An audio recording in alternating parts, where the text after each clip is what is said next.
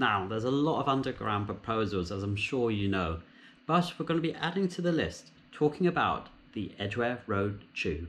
For those of you that don't know where or what Edgware Road is, it's a road, as you'd imagine, in northwest London, running 10 miles almost perfectly straight between Marble Arch in central London, through Maida Vale and Kilburn to the Cricklewood and Brent Cross area at the North Circular, located in northwest London. It's got its name as it's the main road that leads from central London to Edgware. So now we have a location. Where did the railway actually go? Well, it all happened at a time of intense railway proposal construction, around the 1890s, and this was because of several proposals that went through, mainly the City and South London Railway, which was the first underground proposal, if that makes sense. The Edgware Road and Victoria Railway was a similar scheme proposed, running under Edgware Road, starting off at Bronsbury Station, roughly where the current station is, or heading past Kilburn, Hall Road, Maida Vale, Praed Street, which is around the Paddington area, Marble Arch, Hyde Park Corner, before terminating at Victoria. It went to the House of Commons in 1893, and it did have a couple concerns due to building subsidence, which was shown previously in the City and London Railways construction, and the committee came back, said that they had to move the railway underneath Park Lane right into Hyde Park as to not affect the really expensive buildings on Park Lane now. Despite this, it was still rejected. A couple years later, in 1899, the slightly more reputable Northwest London Railway Company decided to have its own proposal, following a similar route to its predecessor, extending it up to Cricklewood and cutting it down to Marble Arch. During roughly the same time, the Cricklewood, Kilburn and Victoria Railway Syndicate was also planning an identical route, but down to Victoria, and had their hopes crushed when the Northwest London Railway Company got their bill passed in 1901.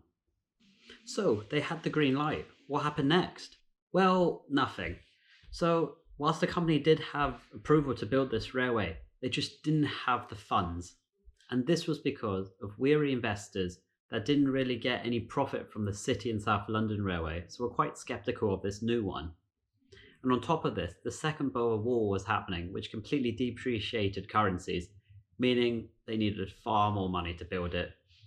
However, they did get an extension until 1903 to actually start building the line, and they put another bill through, extending it from Marble Arch, where it currently stopped on their plan, down to Victoria via Hyde Park and Grosvenor Place. And by some miracle, this was also passed.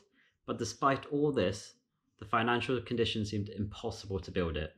So, with another company just chucking it away, who was next? Well, the well-known Bakerloo and Waterloo Railway, known as the Bakerloo Line, was next.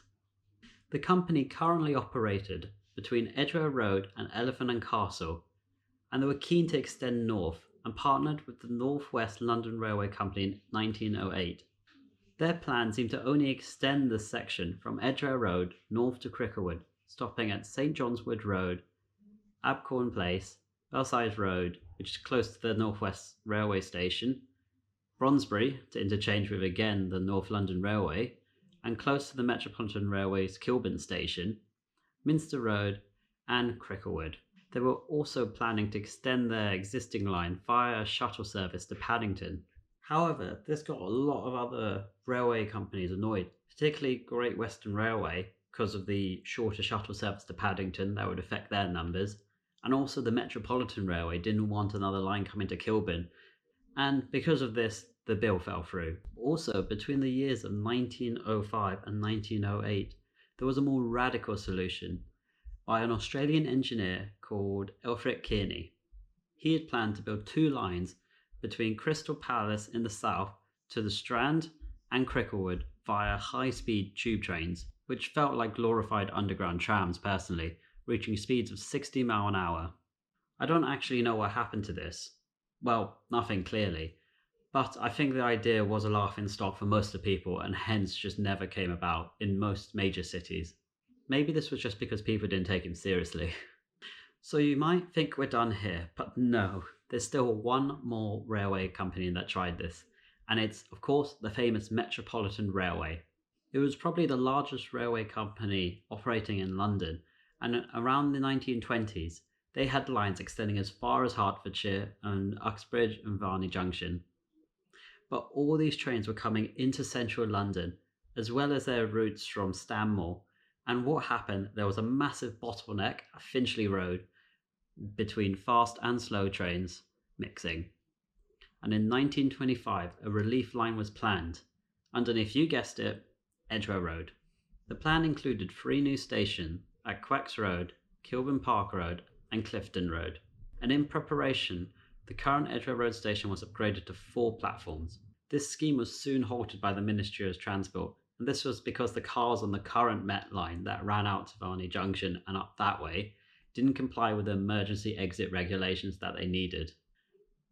And soon later, in 1936, the London Passenger Transport Board came on board and took over most of the lines, and instead allowed the Met line to take over the Bakerloo line, requiring a much shorter tunnel rather than a bypass one, which you can actually see in one of my History of the Tube videos if you go find that on my channel.